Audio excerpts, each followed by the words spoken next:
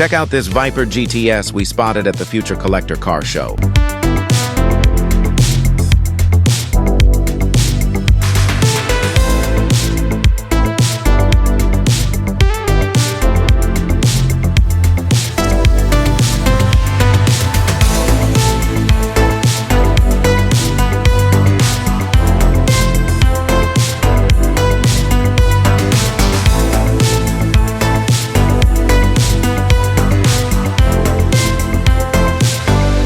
I'll take 5.